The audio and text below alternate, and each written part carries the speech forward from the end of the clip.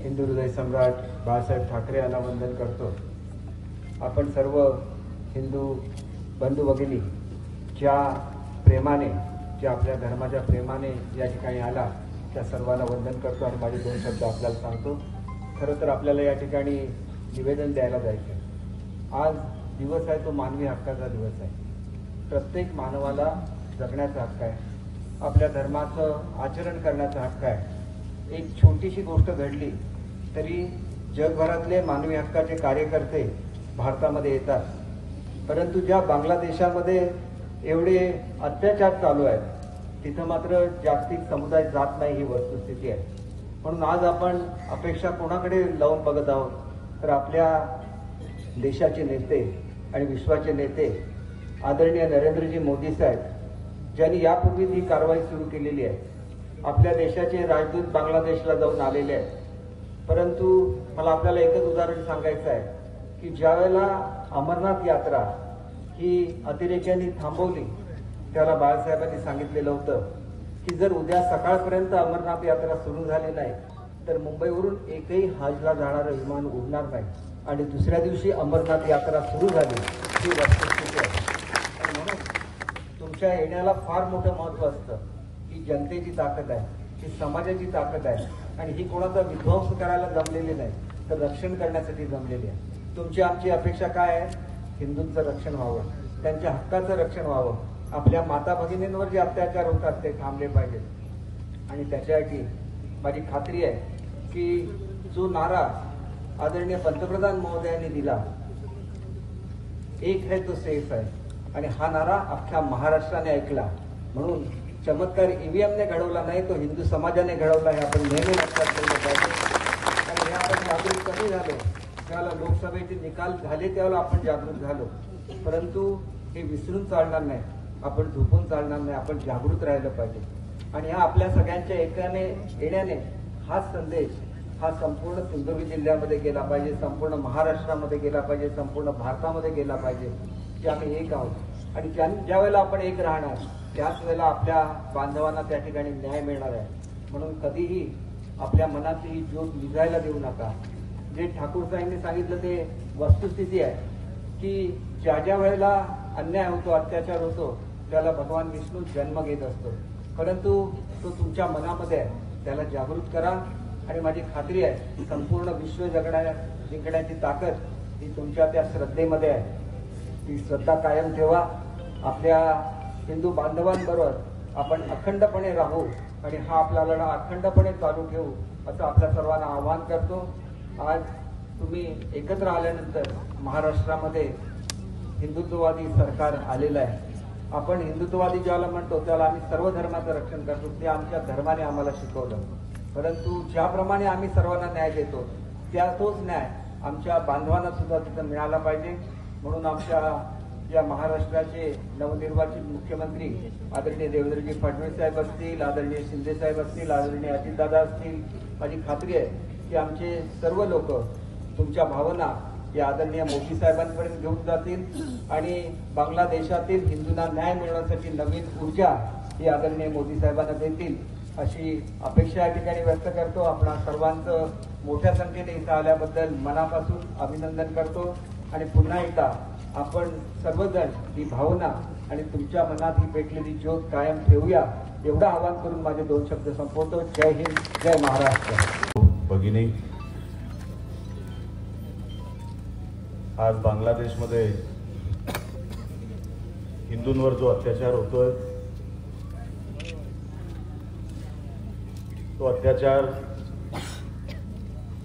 मागच्या अनेक दिवसांपासून, मागच्या अनेक महिन्यांपासून, जवळपास वर्षभरापासून सुरू आहे।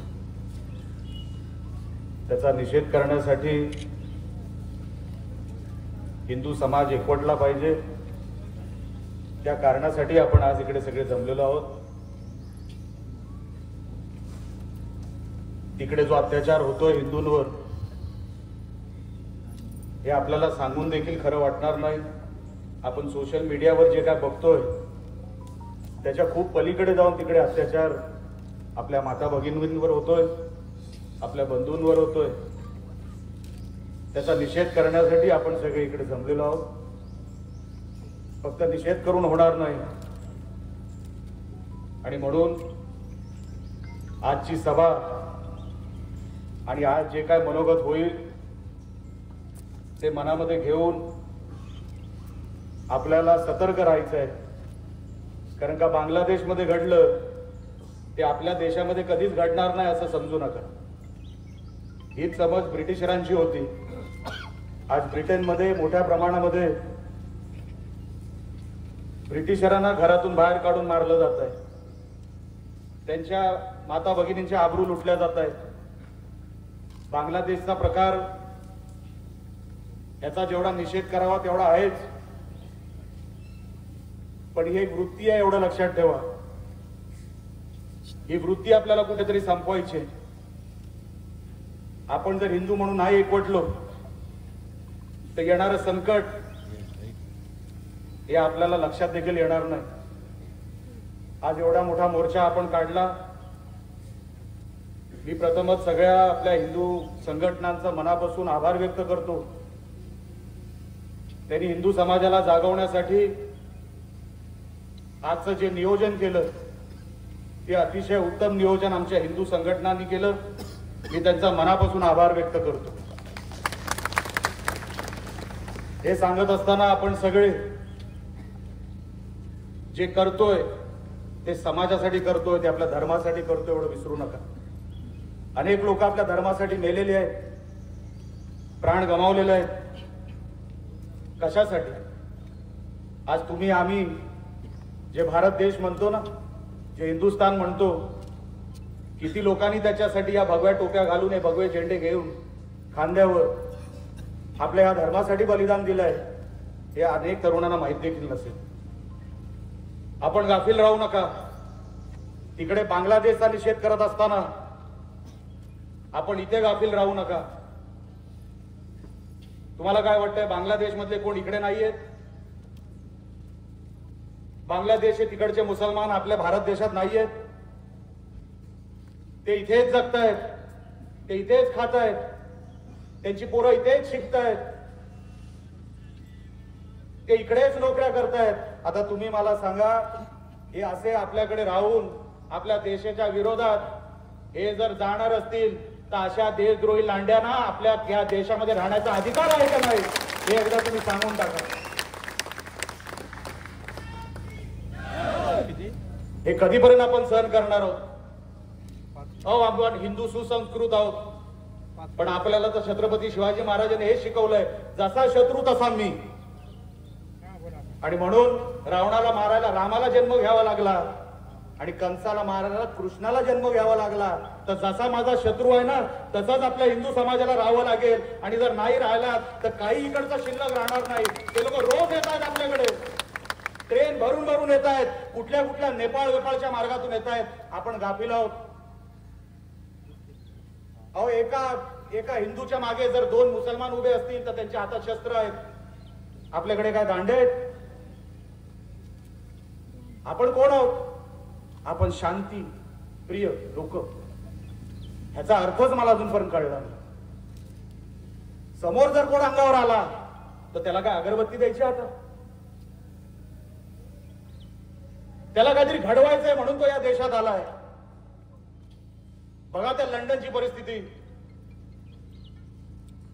बघा अनेक देशांची परिस्थिती जिथे मुसलमान सर्वात जास्त आहेत. आज काय झालं त्या देशांचं? त्यांना त्यांचा कॅलिफेट बसवायचा आहे. तो कॅलिफेट बसवण्यासाठी ही सगळी धडपड आहे. अख्ख्या जगावर त्यांना त्यांचं जे काय धर्म आहे ना तो बसवायचा आहे. अख्ख्या जगावर आपण देश कुठे घेऊन बसलोय? एक बांगलादेश कुठे घेऊन बसलोय? एक लंडन आणि एक ब्रिटन कुठे घेऊन बसलोय? अख्ख्या जगावर त्यांना धर्म बसवायचा आहे. आणि तुम्ही आणि आम्ही फक्त देशावर आपली गल्ली सांभाळू शकत नाही, ते जगावर राज्य करण्याचा विचार करताय. आपण कुठे आहोत? अहो, चारी बाजूनी घेरलंय हिंदू समाजाला. एका मोर्चाने हे सगळं संपणार नाही. आमच्या ताई इकडे बोलल्या की हे सगळं चित्र समाधानकारक आहे, मुळेच नाही. ही सुरुवात आहे, लक्षात ठेवा. अजूनपर्यंत युद्ध संपलेलं नाही. जे आपले जवान एवढी वर्ष जिथे काय प्राण्याची आहुती देऊन गेले ना, जे सगळे शहीद झाले, ते असेच नाही शहीद झाले. अहो, रोज चारी बाजूनी घेरलं जाते आपल्याला काय माहित? आपल्याला काय माहित, आपल्या मुली पळवल्या जात आहेत, आपल्या गणपतीच्या रॅलीवर, विसर्जनाच्या रॅलीवर दगडफेक होते. आपल्या महाराष्ट्रामध्ये, आपल्या देशामध्ये होत हे सगळं. एक रॅली काढून संपणार आहे. आपल्या गणपती, आपल्या रामनवमीच्या कार्यक्रमावर दगडफेक होते, हनुमान जयंतीच्या रॅलीवर दगडफेक होतोय. आपण कुठे आहे? बांगलादेश मधला हिंदू वाचवायचा ना, तो वाचू आपण. नरेंद्र मोदी साहेब आहेत त्याच्यासाठी, पण आपल्या या देशाची वाचवायची जबाबदारी पण आपल्या सगळ्यांवर आहे. गाफील राहू नका असे. अहो, बांगलादेशला आडवा करायला ना आपल्या मोदी साहेबांना 2 दिवस लागणार नाही. 48 तासामध्ये बांगलादेश आडवं करू.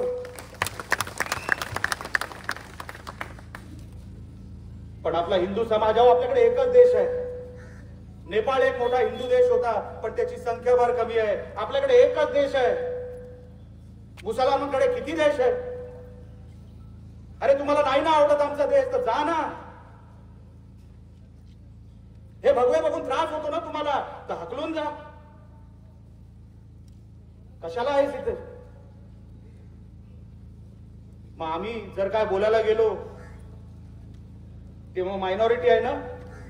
मग केरळामध्ये पण आमचा हिंदू मायनॉरिटी आहे, तो कसा जगतोय? अनेक राज्यांमध्ये आज आपल्या देशामध्ये हिंदू मायनॉरिटी आहे, तो कसा जगतोय? आपण हे फक्त सहन करायचं कारण का आपण संख्येने जास्त आहोत, ही आपली चूक आहे. हो, माझ्याकडे एकच देश आहे, मी हिंदू म्हणून जगू शकतो, तो माझा एकच देश, त्याला हिंदुस्थान म्हणतात. आपण जिथे उभा आहोत तिथे.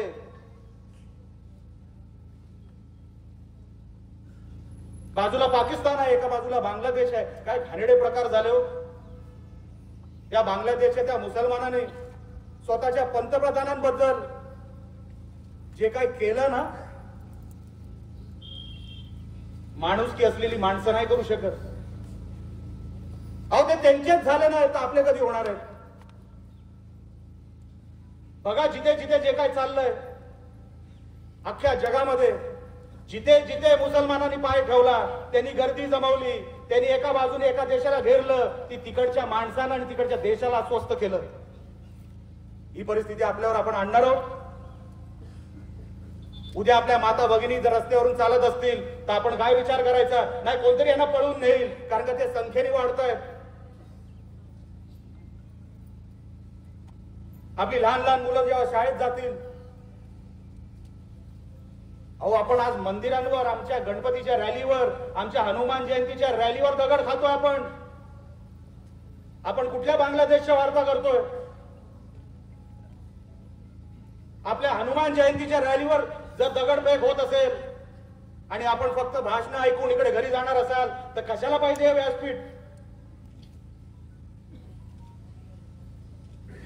हे भगवे झेंडे बघा, दिसायला कसे बरे वाटतात, पण ते फक्त हातामध्ये नसायला पाहिजे, ते रक्तात भगवे असले पाहिजे, तर त्या भगव्याचा फायदा आहे. असेल आमचे विचार तिखट. स्वर्गीय बाळासाहेब ठाकरेंना ऐकत ऐकत मोठे झालेलो आहोत. जर आज नाही आपण करू शकलो तर आपल्या पिढीला पुढे आपण काय उत्तर देणार आहोत? काय सांगणार आहोत आपण?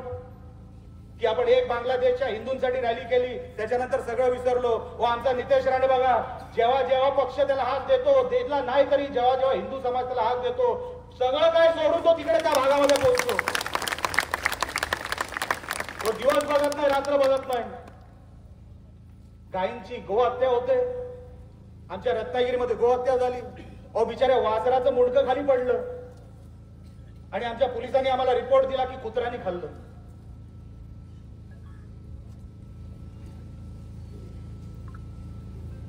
विचार करा, तो दिवस आहे. आम्ही आंदोलन केलं, त्याच्यातल्या 4 लांड्यांना आतमध्ये घातलं. त्याच्यानंतर काय झालं? परत एका महिन्याने ते तसंच झालं. परत एक वासराचं तोंड खाली पडलं, मुंडकं खाली पडलं. अहो, हे घाबरत नाहीयेत कोणाला, लक्षात ठेवा. यांना माहिती आहे आपण गर्दीमध्ये फक्त भाषण करणार आणि आपापल्या घरी निघून जाणार आणि संध्याकाळी टीव्ही बघणार आणि सांगणार, डार्लिंग हे सगळं काय कसं चाललंय नाही.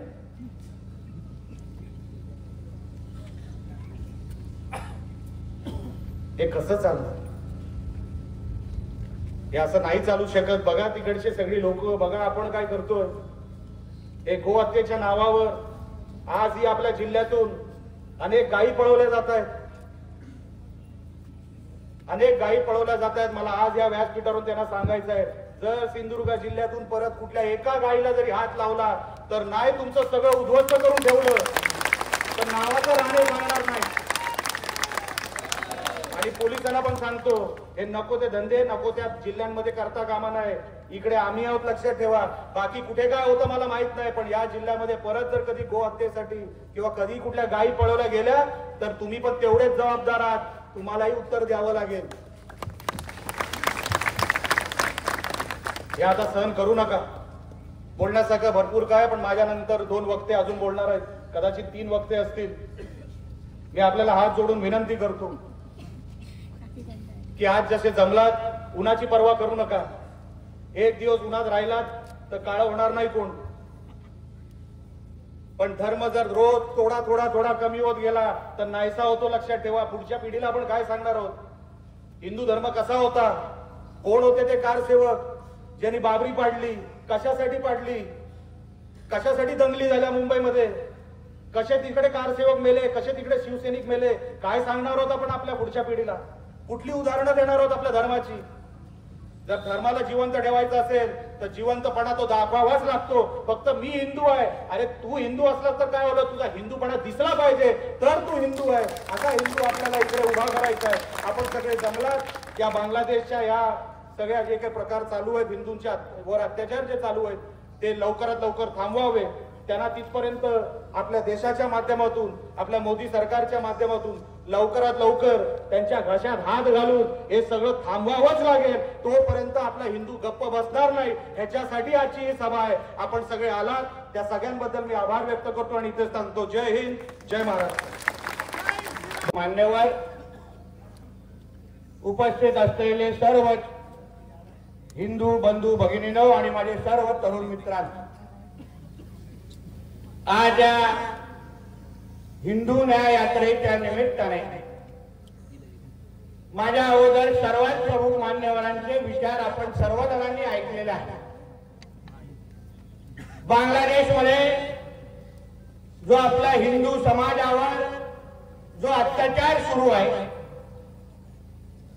त्या हिंदू समाजापर्यंत आपल्या सगळ्यांचा म्हणजे सिंधुदुर्गमध्ये असलेल्या हिंदू माता भगिनी आणि माझ्या सगळ्या बांधवांचा आवाज, समर्थन, ताकद पोचलं पाहिजे.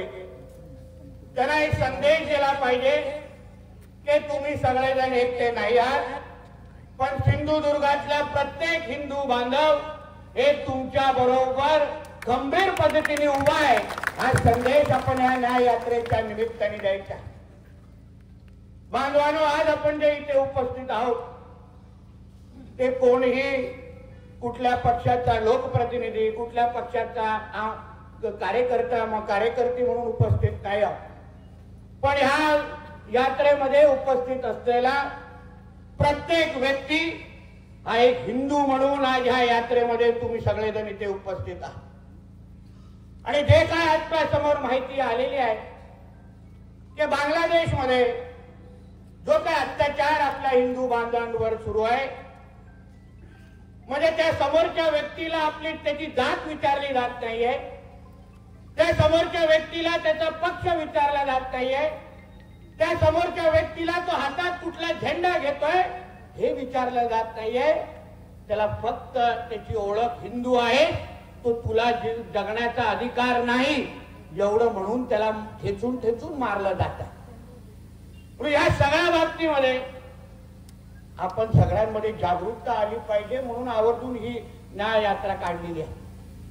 आज मानव अधिकार दिवस आहे आणि त्यावेळी आपल्या समोर मानव अधिकाराचे मोठे मोठे लेक्चर दिले जातात की मानव म्हणून आपले अधिकार काय आहेत. मग या जगामध्ये राहणारा प्रत्येक हिंदू हा जेव्हा हिंदू म्हणून जगत आहे, मग त्याच्या अधिकाराबद्दल आपण कोणच काही बोलणार नाहीत का. आम्ही जेव्हा हिंदू राष्ट्राची संकल्पना मांडतो तेव्हा आमच्या समोर फार टीका होती की नाही, हिंदू राष्ट्र तुम्ही कसं बोलू शकता. आम्ही जेव्हा हिंदू राष्ट्रामध्ये उभे राहून की ह्या हिंदू राष्ट्रामध्ये ज्या राष्ट्रामध्ये 90% हिंदू राहतात तिथे पहिलं हिंदूंचे अधिकार बघितले जातील आणि मग सगळ्या लोकांचे लाड केले जातील असं जेव्हा आम्ही ठणकावून सांगतो तेव्हा आमच्यावर टीका टिप्पणी होत. हे लोक द्वेषाचं राजकारण करतात, अन्य धर्माच्या विरुद्ध गरळ ओकतात. पण आता असंख्य जे मुसलमान समाजाचे जे काही तिथे धर्मगुरू आहेत, नेते मंडळी आहेत, त्यांची बांगलादेश मधली भाषणं बघा, भाषणं आवर्जून ऐका. ते आवर्जून आपल्या भाषणामध्ये आणि वक्तव्यामध्ये बोलतायत की हा बांगलादेश हा मुसलमानांचा राष्ट्र आहे, हा इस्लाम राष्ट्र आहे, इथे हिंदूंना कुठलीही जागा नाही, हे ठणकावून त्या इस्लाम राष्ट्रामध्ये बोललं जात आहे. बघा, जर ते इस्लाम राष्ट्रामध्ये अशी भूमिका घेत असतील तर मग आम्ही हिंदू राष्ट्र असलेल्या आपल्या हिंदुस्थानामध्ये सर्व धर्म समभाव आणि भाईचारा आणि गंगा जमुना तहजीब सारखे हे जे टेप रेकॉर्डर आम्ही का ऐकायचं हा प्रश्न प्रत्येक हिंदूंनी स्वतःला विचारला जाते. अहो, इस्कॉन सारख्या मोठ्या मोठ्या जे धर्मासाठी काम करणाऱ्या संस्था, आज त्यांची काय चूक आहे? जगामध्ये अशा पद्धतीच्या संस्था ह्या लोकांच्या सेवेसाठी दिवस रात्र एक करतात. हिंदूंना एकत्र करणं, हिंदूंची सेवा करणं आणि हिंदूंना बळ देणं हा एकमेव काम इस्कॉन सारख्या असंख्य ह्या सामाजिक संघटनेचं आहे. पण आज त्या संघटनेच्या जे काही धर्मगुरू आहेत त्या धर्मगुरूंना अटक केलं गेलेलं आहे. त्या धर्मगुरूंची काय चूक आहे? एकच चूक आहे का तो हिंदू आहे. असंख्य जे लोक जे मारले जात आहेत, आपले धर्मगुरू मारले जात आहेत, त्यांची काय चूक आहे? एकच चूक आहे, ते फक्त हिंदू आहेत. अहो, फक्त हिंदूंपर्यंत हा विषय थांबला नाहीये बांधवांनो. आमचं जे काय अंकुश जाधवजींनी सांगितलं, आज हिंदूंबरोबर बौद्ध धर्माला पण वाकड्या नजरेने पाहिलं जात आहे. आज गौतम बुद्धांचे मूर्त्या असतील, बौद्ध समाजाचे आपले लोक असतील, त्यांना ओळख विचारून त्यांना तिथे लटकून मारण्यात जाण्याचं काम केलं जात आहे. असंख्य आमच्या माता भगिनी, त्याचा उल्लेख माझ्या अगोदरच्या वक्त्यांनी केलेला आहे.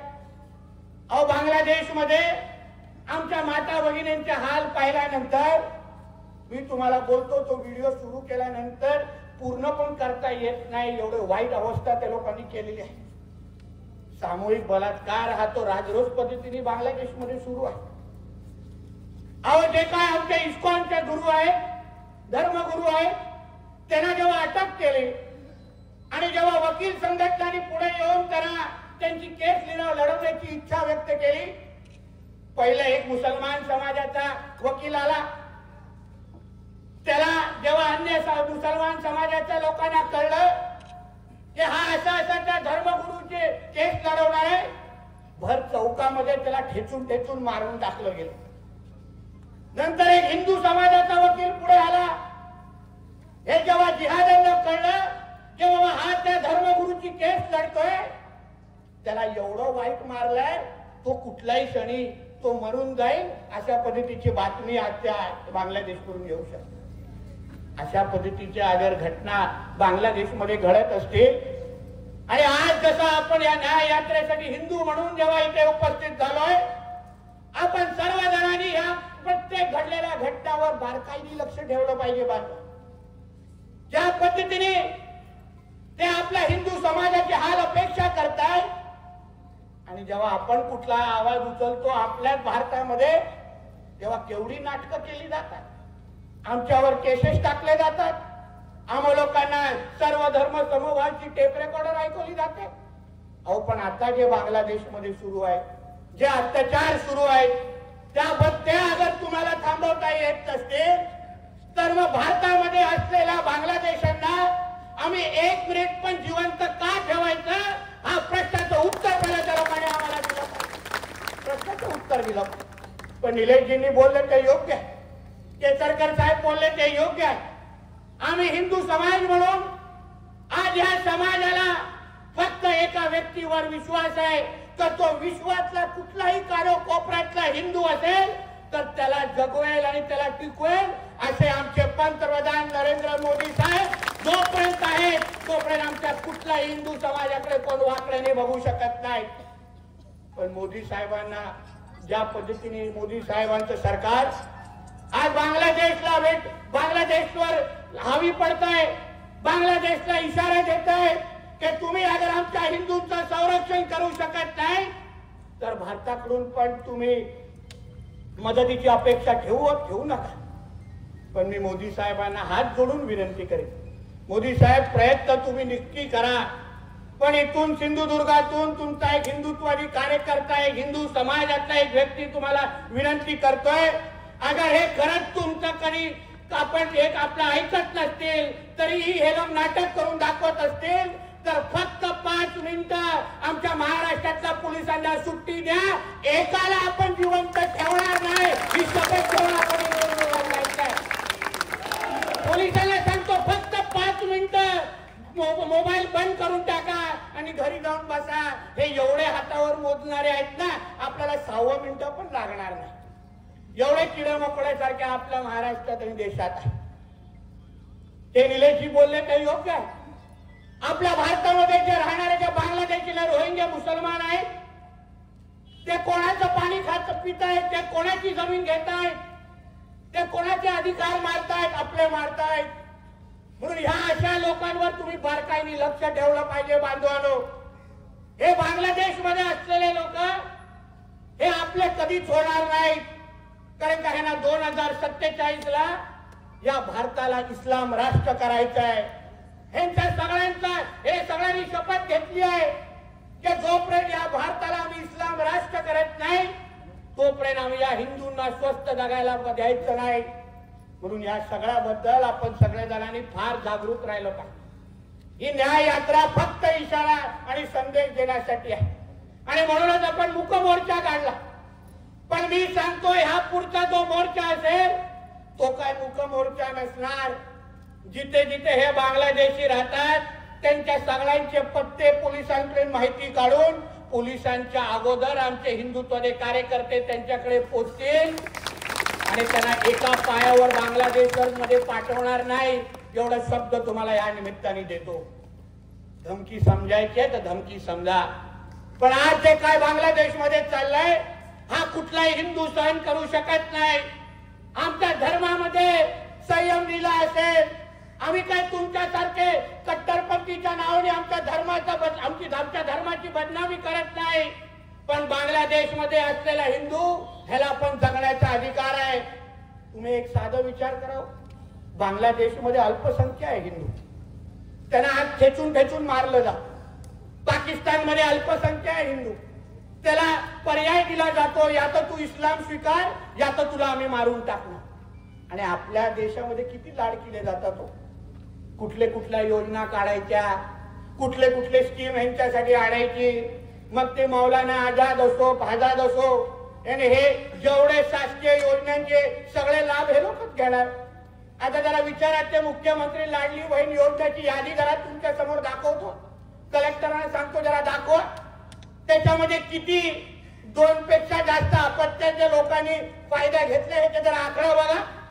मी तर फडणवीस साहेबांना आम्ही सगळेजण विनंती करणार आहे मुख्यमंत्री साहेबांना की साहेब त्या मुख्यमंत्री लाडली बहीण योजनामध्ये बदल करा, आपल्या आदिवासी बांधवांना थोडा सूट द्या आणि नंतर 2 अपत्य लोकांपर्यंत ती योजना पोहोचणार असं नियम त्याच्यात घाला आणि तरच फायदा घ्यायला जा.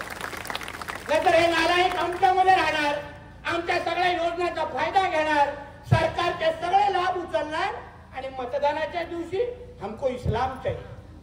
मान्य वेळे तुझ्या काय इस्लाम काय कुठं ते ठेचायला जातो काय रे? तेव्हा तुला आमचे मोदी साहेब आठवत नाही, तेव्हा तुला आमचं महायुतीचं सरकार आठवत नाही. मग तेव्हा घोषणा द्यायचं पहिला धर्म फिर राजकारण. आणि मग अन्य वेळी काय कोणाच्या योजनांमुळे तुम्ही खाताय, कोणाच्या योजनेमुळे तुमचे जे 10-15 निघतात हे कोणाच्या योजनामुळे निघताय? कुठेतरी भूत आहे का तिथे? या सगळ्या गोष्टी या पुढच्या काळामध्ये फार बारकाईने लक्ष दिलं जाणार. जसा केसरकर साहेब बोलले, राज्यामध्ये हिंदुत्वादी विचाराचं सरकार आहे. प्रत्येक गोष्टी हिंदू समाजाच्या दृष्टिकोनातून पाहिली जाणार. आमच्या बांगलादेश मधला असलेला हिंदू, त्याच्यावर अगर हाल थांबले, त्याचे हाल थांबले नाहीत, त्याच्यावर अत्याचार थांबले नाहीत, तर माझ्या सिंधुदुर्गामध्ये आणि महाराष्ट्रामधला असलेला हिंदू समाज ज्या दिवशी आपला तिसरा डोळा उघडेल, हे लोक औषधाला पण महाराष्ट्रामध्ये दिसणार नाही. एवढं शब्द तुम्हाला मी आज सांगतो. म्हणून आज ह्या न्याय यात्रेकडून जात असताना तुम्ही जागृत राहिलं पाहिजे. हा उद्दिष्ट ह्या न्याय यात्रेचा होता. जे व्हॉट्सअपवर चाललंय ते फक्त व्हॉट्सअपवर बघून मोबाईल बाजूला ठेवू नका. रक्त सळसळलं पाहिजे. आपण जागृत राहिलो पाहिजे. तुम्ही एक फक्त विचार करा, हेच अगर कुठल्या मुसलमानांबरोबर झालं असतं तर त्याला कोणी आपला सिंधुदुर्ग पेटून टाकला असता. 2021 मध्ये मणिपूर मध्ये एक मस्जिद कोणीतरी जाळली होती, पण हे लोकांकडे खोटी बातमी यांच्याकडे आली. हे लोकांनी नांदेड, मालेगाव, नाशिक मध्ये एवढं हिंसक आंदोलन केलं की आमच्या पोलीस बांधवांच्या पण अंगावर गेले आणि त्यांचे कपडे फाडले. हिंदू लोकांच्या दुकानात घुसले, घरात घुसले, बायका पोरांच्यावर अत्याचार केला. का? कारण का मणिपूर मध्ये कोणीतरी मस्जिद जाळली. ती जाळली पण नव्हती. आणि म्हणून आम्ही बांगलादेशमध्ये झाल्यानंतर आम्ही तो फक्त न्याय यात्रा आणि मुखमोर्चा काढतो. ये तो सिर्फ ट्रेलर है. हिंदू समाज जब भी पिक्चर दिखाएगा तब तुमको तुम्हारा अब्बा भी याद आएगा नहीं. ये इतना ध्यान रखना, इतना ध्यान रखना. म्हणून आपल्याला जाता जाता एवढंच सांगेल, जे निलेशजींनी सांगितले बरोबर आहे. हा जो काय भगवा हातात आणि डोक्यावर आहे ना, ही एक जबाबदारी आहे. आपण आपल्या हिंदू राष्ट्रामध्ये हिंदू म्हणून जगत असताना अगर ते लोक एवढे कडवट असतील, ते लोक एवढा कट्टर स्वतःला दाखवत असतील आणि आपण नुसतं फक्त व्हॉट्सअप आणि सोशल मीडियावर कमेंट देत बसलो तर चालणार नाही. तुम्ही तुमचा हिंदू म्हणून आपल्या समाजाची आपल्या समाजाची सुरक्षा करण्यासाठी तुम्ही तयार राहा. आपल्या राज्यामध्ये हिंदुत्वादी विचाराचं सरकार आहे. कुठल्याही हिंदूच्या केसाला धक्का लागणार नाही. हा शब्द तुम्हाला मी ह्या व्यासपीठाच्या निमित्ताने देतो. करा काय धिंगाणा घालायचं आहे करायचं, आम्ही लोक बसलो नाही. काय चिंता करतात? 3 आमदार आहेत हिंदुत्वादी विचारात. 3 आमदार, आणि नुसते आमदार नाहीये, तुम्हाला माहिती आहे. म्हणून आपल्याला सांगतो, कसलीही चिंता करू नका. हिंदू म्हणून महाराष्ट्र असेल, सिंधुदुर्ग असेल, आपण अभिमानाने आपल्या देश, आपल्या समाजाबद्दल, धर्माबद्दल जागृत राहून बांगलादेशमध्ये अगर उद्या ते काय आपल्याकडे वाकड्या नजरेने पाहत असतील तर इकडच्या हिंदू समाजाने भीती निर्माण करायला पाहिजे. त्यांच्या नातेवाईकांनी बांगलादेशमध्ये फोन करायला पाहिजे, अरे तू गप्प बस, नाहीतर मला उद्या माझी सकाळ दिसणार नाही रे बाबा. असा धाक हिंदू समाजाचा इथे तयार झाला पाहिजे. होणार की नाही? काढा सगळेजण मोबाईल हातातून आणि दाखवा बांगलादेशमध्ये हिंदूंना की आपण सगळेजण बरोबर. लाईट ऑन करा सगळेजण, खिशातला काढा आणि स्वतःचाच काढा. बोला जय श्रीराम, जय श्रीराम, भारत माता की जय, भारत माता की जय, जय श्रीराम, जय हिंद, जय महाराष्ट्र.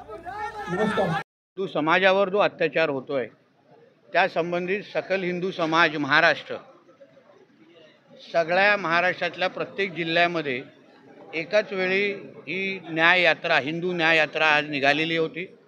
तशीच आमच्या सिंधुदुर्गामध्ये आज हिंदू समाजाने बांगलादेशमध्ये असलेल्या आमच्या हिंदू माता भगिनी आणि बंधूंसाठी त्यांचा आवाज बनण्यासाठी आणि त्यांच्यापर्यंत संदेश पोहोचवण्यासाठी की ते एकटे नाही आहेत. महाराष्ट्रातला, सिंधुदुर्गातला हिंदू समाज हा त्यांच्याबरोबर आहे आणि त्यांच्यावर होणारे जे काही अत्याचार आहेत या सगळ्या गोष्टी आम्ही फार बारकाईने बघत आहोत. पण त्याचबरोबर आम्हाला आमचे देशाचे पंतप्रधान आदरणीय मोदी साहेब यांच्या नेतृत्वावर प्रचंड विश्वास आहे. आम्हाला विश्वास आहे की मोदी साहेब कुठल्याही हिंदूवर कुठल्याही पद्धतीचे अत्याचार व्हायला देणार नाही, एवढा विश्वास आमच्या मनामध्ये निश्चित पद्धतीने आहे. आणि ह्या न्याययात्रेच्या निमित्ताने तोच संदेश सकल हिंदू समाज सिंधुदुर्ग म्हणून आम्हाला तिथपर्यंत पोहोचवायचं होतं. साहेब, तुम्ही भाषणात एक मुद्दा मांडलात. पंतप्रधानांना तुम्ही विनंती केली की देशातले पोलीस आहेत ते बाजूला करा. एकाही 5 मिनिटं 5 मिनिटं संख्येच्या अनुसार बोललो, कारण का आम्हाला त्यांना ठेचून संपवण्यासाठी 5च मिनिटं खूप आहेत. कारण ते संख्येने एवढे जास्त बांगलादेशी आणि रोहिंगे नाही आहेत. म्हणून मोदीजींनी परवानगी दिली तर 5 मिनिटाचं ते काम करण्यासाठी हिंदुत्ववादी कार्यकर्ते म्हणून आम्ही तयार आहोत. पुढचा मोर्चा मुख्य मोर्चा असेल असाही तुम्ही इशारा दिला. हो, कारण का अत्याचार जे बांगलादेशमध्ये होत आहेत, रोज ठेचून मारलं जात आहे. आमच्या धर्मगुरूंना, इस्कॉन असेल अन्य धर्मगुरूंना अटक केली गेलेली आणि त्यांची केस लढवणारे वकिलांना पण मारून टाकलं जात आहे. आमच्या माता भगिनींवर सामूहिक बलात्काराचे घटना वाढत चाललेल्या आहेत. या बौद्ध समाजाच्या मूर्त्या विटंबना केली जात आहेत. बौद्ध समाजाला टार्गेट केलं जात आहे. या सगळ्याच्या विरुद्ध आमच्या मनात राग आहे ना. आज बांगलादेशमध्ये घडतं, उद्या देशामध्ये घडू शकतं. म्हणून या सगळ्याबद्दल एक संदेश गेला पाहिजे आणि म्हणूनच आम्ही ते वक्तव्य केलेलं आहे.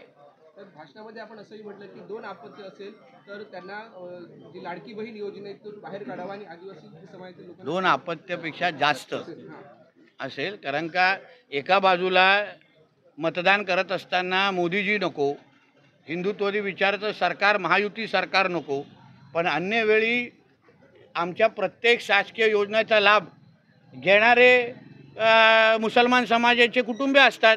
मग तुम्हाला अगर तुमचा धर्मच महत्त्वाचा असेल मग तुम्ही लाभ कशाला घेता. आणि मुख्यमंत्री लाडली बहीण योजनेमध्ये जे लाभार्थीची यादी आहे त्याच्यात बघितलं, त्याच्यामध्ये जास्त लाभार्थी हे त्याच संख्येचे दिसत आहेत.